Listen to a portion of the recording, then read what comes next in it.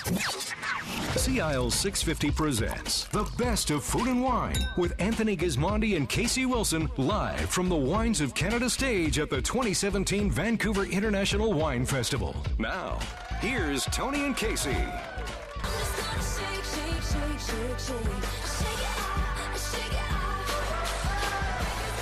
Welcome back to the Best of Food and Wine. I'm Tony Gismondi. She's Kasey Wilson, just waving. She has no idea she's on the air. She's still waving. Are you joining us? I'm joining you. It's Saturday night here. It is Saturday night, is it not? It is. Yeah. Date night. Yeah. A lot of people out there. It is. It's busy. Kind of crazy. Our guest is Lyndsay O'Rourke. She's a winemaker at Tightrope Winery. Lyndsay, welcome. Thank you. Thanks for having me. You're in the theme region. You've been busy, I would guess, out there. It has been pretty busy. Today's the busiest night for sure. Is it a really good opportunity for you and your winery to be in this kind of setting? Or? It is. It's great. We're a new winery, so getting our name out there and brand recognition and all that's really important. So the events like this are really And it's hard to do in a crowded market. It is, for sure, yeah. So Tightrope, tell us about Tightrope, where you're situated. And you've got a very interesting story, you and your husband. Why don't you start there? Sure. So my husband and I own Tightrope Winery, and we had originally met in Whistler. We both lived there for about 10 years, and that's where we met and got married. And we were kind of living the ski bum lifestyle, skiing during the day and working at night, bars and restaurants and that sort of thing. And after the birth of our first son, Ethan, I decided that I actually needed a real job and something a little more steady, I guess. And I really didn't want to do an office job. I didn't see myself doing that sort of thing. And so it was my mother, actually, that had suggested that we come to the Okanagan and learn how to grow grapes and make wine.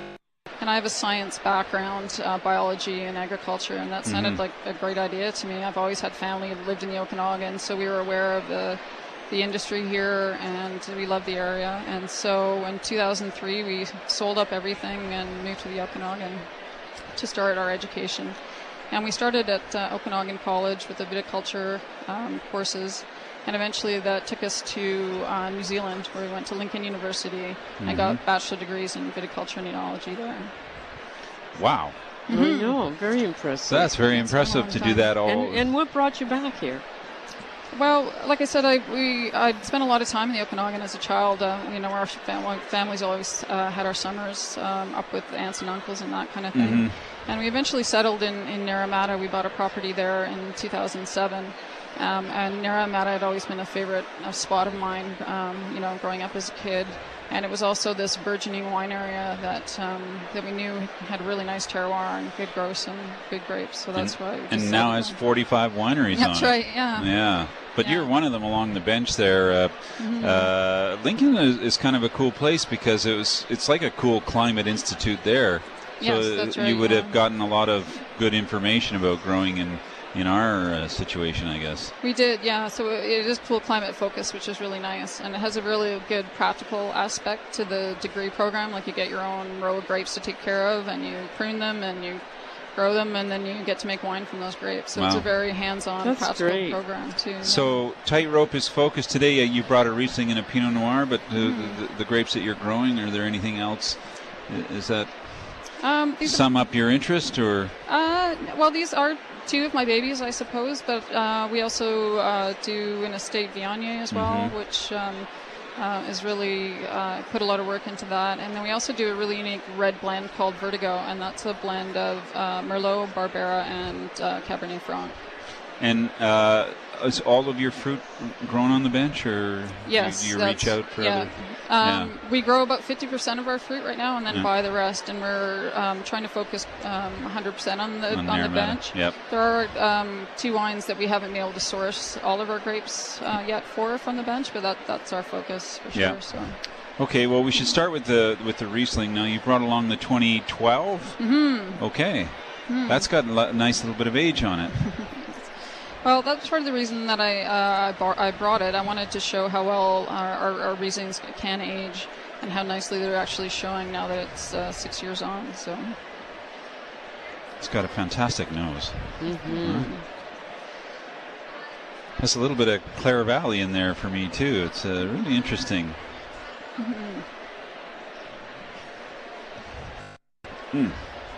It's getting some of the lovely petrol aged notes in there, but it's still got a nice sort of racy sort of acidity to it. So that's fantastic. Thank you. You still have some of that available, or? No, not really. Okay. No, darn it. How much is the price of your Riesling? Well, this one, because it is a library one, it's a little bit more. This one we're retailing for about $24. More current vintages are about 21. And so the current vintage that you're selling is it the 2015. Yeah. And that's just about gone, but we're bottling next week actually. Wow. So and where can we buy it? Private liquor stores. There's quite a few in the Lower Mainland that carry ours. So. And restaurants? Yeah, restaurants as well. Great. Yeah, our main markets is Vancouver and Whistler. So. Wow, I'm just knocked out by this wine. Are the other ones aged the same, or more or less? In your, I hope they're going to age them? Just as well. Yeah. We've held back a bit of all the vintages to do that. So. Yeah. Wow, congratulations. And this actual vineyard, what is it? What is the soil underneath that Riesling? So we're in Naramata. There was Naramata Road, and that kind of divides the two different soil types. So we're below the road. So we're in the heavy silt soil. Yeah. So we've got that, the real sort of minerality that comes through in a longer wine. It's amazing. Just packed full of minerality. Beautiful. Yeah. Good on you. Thank you. Okay, I want to just sit here and drink that, but we have to keep going. I notice you're not spitting it. No, I'm not. The 2015, so dark in here. That's right, 2015 Pinot Noir, Tightrope Pinot Noir. So in the same area, these vines? Yeah, so this is also estate grown, and the vineyard right next to us, so it's almost a continuation of the same terroir. How old would the vines be for the Pinot? They were planted in 2007 and 2008. Okay, and are they a mix of clones, or? There is, yeah. So we have about 4 or 5 different clone rootstock combinations in there. So we've got 667, 777. I'm going to probably get all the clones wrong now because this. That's all right. A mix of clones is good. A mix of clones and rootstocks, and we don't vinify them separately. They all get picked together, and it's just kind of a soup. It's already blended in the vineyard. Is how we. Maybe you'll pull them out at some day. Huh? Maybe some of them. We had a sort of an area where a lot of vines. We had a hard frost, and we lost quite a few young ones. So now there's a whole bunch of different interplanted ones. So I'm not sure it's going to be possible to pick them all out. Did you have a row of Pinot Noir at Lincoln? I did, actually. Did you? Okay, I wondered if that... Yeah. So I actually ended up making a rosé out of that. It was a very cold year that we got to take care of my grapes there. So actually, I ended up making a Pinot Noir, or a Pinot Noir rosé instead of the Pinot Noir. Well, that would be good, too. It's a very pretty wine, lovely texture. Actually, both of your wines have a lot of mouthfeel. Good. But clean and fresh and really nice. Thank you. How many years have you been making wine? How many vintages? About 10 years now. Yeah. So, Oh, well, you're a pro now, huh? Oh, there's still, I'm always learning something every year. Yeah. It's a little bit different. 10 years at Tightrope or 10 years total? Total. 10 years total. So we planted our vineyard 2007, 2008. And while the vines were growing up, my husband and I worked at different places. My husband was a viticulturist with Mission Hill for about 6 years. And then I worked at different wineries. The longest was probably Ruby Blues, which was just south of us. Down the road, yeah. And you won some awards while you were there. Yeah. Lieutenant governors. That's right, yeah. Two separate years, both for their Viognier. So we've been talking to we know many wineries. Frankly, I don't know your winery that well, although every time I have one of your wines, I'm very impressed. Can people visit Tightrope, and what is it?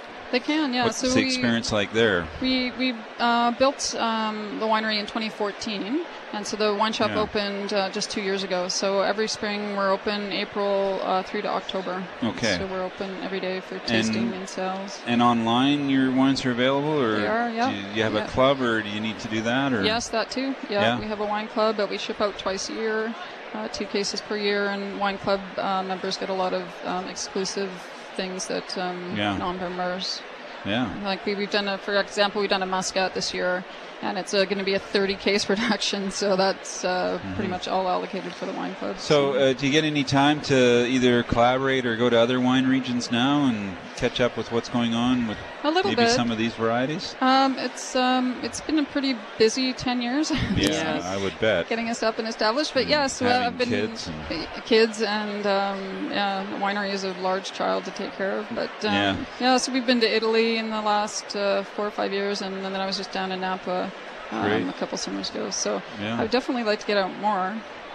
But it's always good to see what other people are doing, but I think you're totally on track with Riesling and Pinot Noir. I think that's going to have a very bright future in the Okanagan. Thank you. Especially at this level. We really are pumping.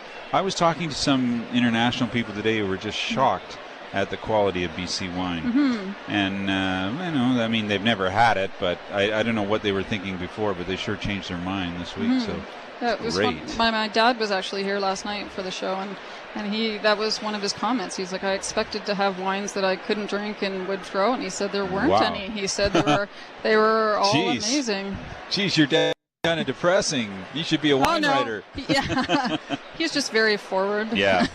No, I've heard some really great stuff. I mean, we've been tracking them for a while, but they are shocking if you haven't had them. There's been such a jump in quality in the last 3 or 4 years. Like, people keep saying the wines are getting better, but something's happened. There's been a transition and a real jump.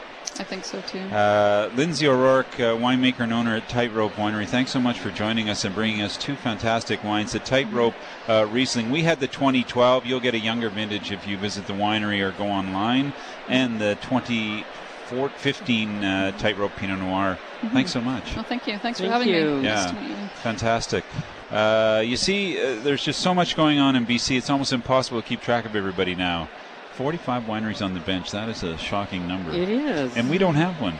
And we don't have one. What are we thinking? And we could have had one. We could have had 40 of them. Exactly. What were we thinking? I don't know. You're listening to the Best of Food and Wine. We're coming to you live from the floor of the Vancouver National Wine Festival. It's winding down after 7 intense days in Vancouver, but the love of wine is very high. We'll take a quick break and be right back. I'm Tony Gismondi. I'm Kasey Wilson. We're live from the Wines of Canada stage at the 2017 Vancouver International Wine Festival. There's more of the show coming up in just 2 minutes.